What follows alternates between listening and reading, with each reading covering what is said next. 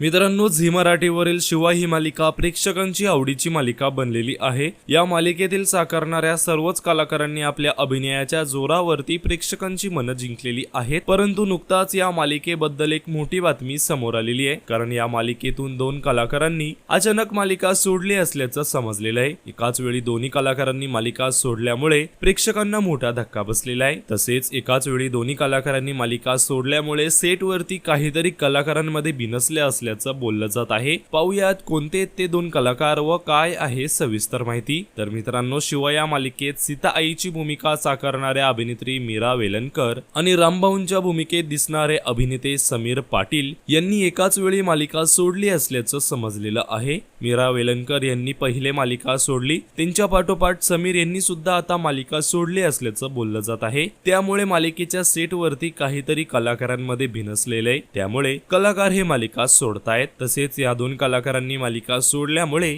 प्रेक्षक आता हे शिवा या मालिकेवरती खूपच भडकलेले आहेत। हे सर्व करण्यापेक्षा मालिका एकदाची बंद करून टाका, आता नवीन कलाकार पाहायला देखील आवडणार नाही, असं म्हणत शिवा या मालिकेवरती प्रेक्षक हे आता भडकलेले आहेत। एकंदरीतच शिवा या मालिकेमधून मीरा वेलणकर आणि समीर पाटील या 2 कलाकारांनी आता मालिका सोडलेली आहे। तर मित्रांनो, तुम्ही शिवा मालिका पाहता का? तसेच तुमची या संदर्भात काय प्रतिक्रिया आहे हे आम्हाला कमेंट्स मध्ये नक्कीच सांगा।